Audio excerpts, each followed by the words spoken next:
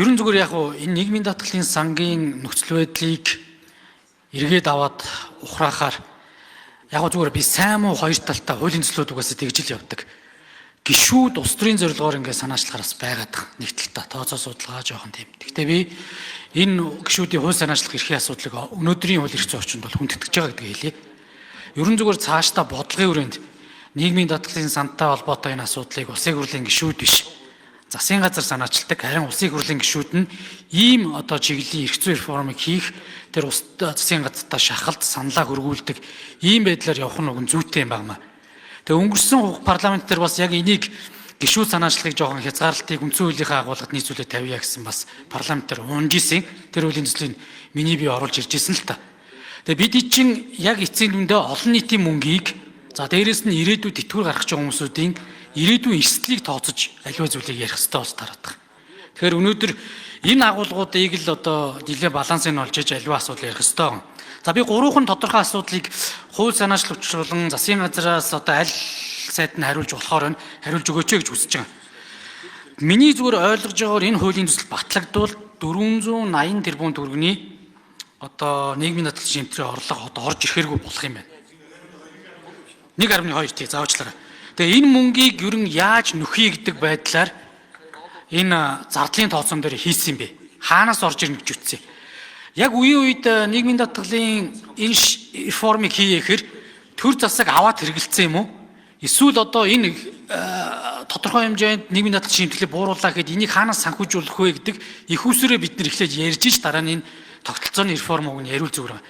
Тэгэхээр энэ дутагдах их уср буюу 1.2 тэрбум их 80 төгрөгийн асуудлыг хэрхэн зохицуулах юм бэ гэдэг асуудал байна. Тэгэхээр нөгөө тэтгэвэр авах гэж байгаа хүмүүсүүд бүр тэтгэвэр авч чадхаа байчих үедээ. Эсвэл цаашдаа энэс нөлөөлөөд одоогийн тэтгэвэр авч байгаа хүмүүс тэтгэврийг бууруулах ийм шийдэл рүү орох юм болов уу? Энийг аль талаас нь эрсдэл байна уу? Энийг нэг хариулж өгөөч гэж хүсэж байгаа. За тэгээд сүүлийн үед энэ уул уурхайн салбар, тээврийн салбар дахь нөхцөл байдал хүнд байна. Эндээс бас нийгмийн даатгалын орж ирэх орлогууд ер нь багассан юм шиг байна. Ягаад гэхээр цомтгол явах шинжтэй байна тий. Тэгэхээр энэ дээрээсээ бас үүсгэхэд энэ хууль ерөн зүгээр хэрэгжих боломж нь хэр байна вэ? Та бас яг зүгээр өргөн барьсны дараагаар бас геополитикийн ч гэдэг юм уу өнөөдрийн экспортын орлого янз бүрийн юм дээр нөлөөлөөд энэ салбаруудын бас цомтголын асуудлууд нэлээд яригдахаар байна. Энийний тооцоо судалгааг бас хуулийн төсөлтэйгээ уялдуулж авч үзсэн зүйл байна уу гэдэг зүйл байгаа. За хоёрдугаар тоол унаа түлээн үрсний хөнгөлтийг цалингаас гаргаад энэ орлого дээр нийгмийн даатгалын шимтгэл төлөвлөхгүй гэхээр үндсэн цалин маань нэг юм жижигхэн байгаад байдаг. Энэ хоол унааны мөнгө нь хит өндрөөр болоо сүүлдээ ингээд ийм зөрүүнүүд үүсээд нийгмийн даатгалын шимтгэл маань сүүлдээ бүр ингээд хүнд байдалд орох үедээ гэдэг зүйл байгаа. Энэ дээр бас ямар бодсон эрсдлийг хаасан зохицуулт байт юм бэ? Зүгээр яг энэ нэг зүйлийг би энэ хууль санаачилж байгаа хүмүүстэй адилхан байна. Нийгмийн даатгалын шимтгэлийг авах зорилгоор хөдөлмөрийн ярилцаа, дээрэс нь хөлсөөр ажиллах гэрээ, ажил гүйцэтгэх гэрээний яламжтай байдлыг байхгүй болгоо хийсэн байхгүй. Энэ үг нь асар том үр дагавартай ялгаатай харилцаанууд байсан юм аа. Хөдөлмөрийн ярилцаан дээр би зүгээр жишээ аваад ярихад хабын асуудлыг ажил олгогч хариуцдаг бол хөлсөөр ажиллах болон ажил гүйцэтгэх гэрээн дээр хабын асуудал магадгүй үр дагавар гарлаа гэхэд ажилтан буюу тэр ажил хөдөлмөрийг хийж байгаа өөрөө хариуцдаг байхгүй. Гих зэрэг бид нар өнөөдөр бас энэ яламжтай байдлууд үнэхээр энэ нийгмийн даатгалын шимтгэлийн энэ малгаан дотор ороод энэ эрх зүйн яламжтай харилцаанууд байхгүй болчиход байгаа нь бас үнэн. Энийг бас ингээд засах гэдэг юм уу энэ орлогыг хийхдээ бас ингэж энүүтэй уялдуулаад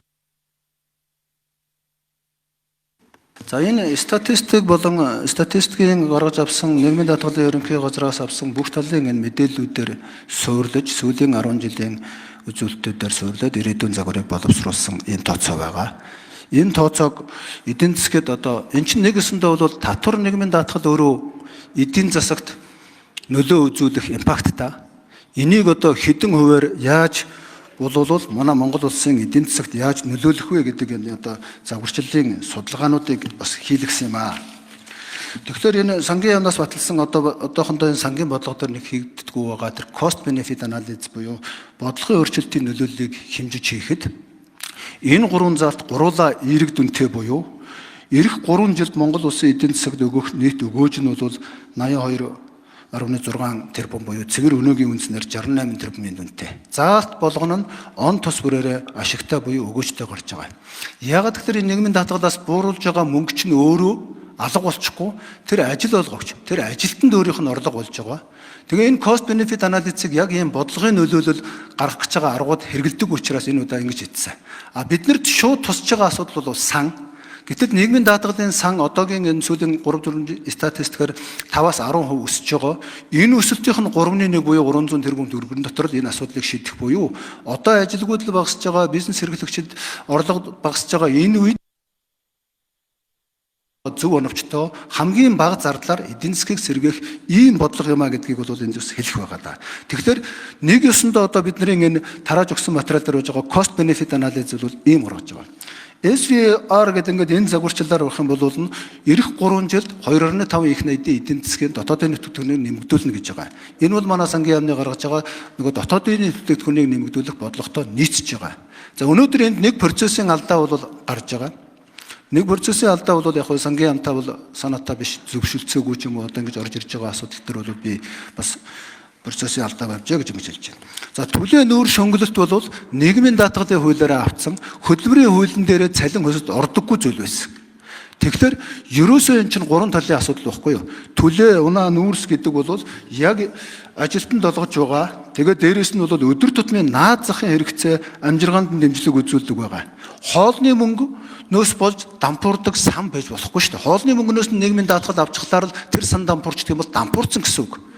Унааны хөнгөлөлт өнгөт тэр нь дампуурчдаг юм бол дампуурсан гэсэн үг байхгүй юу?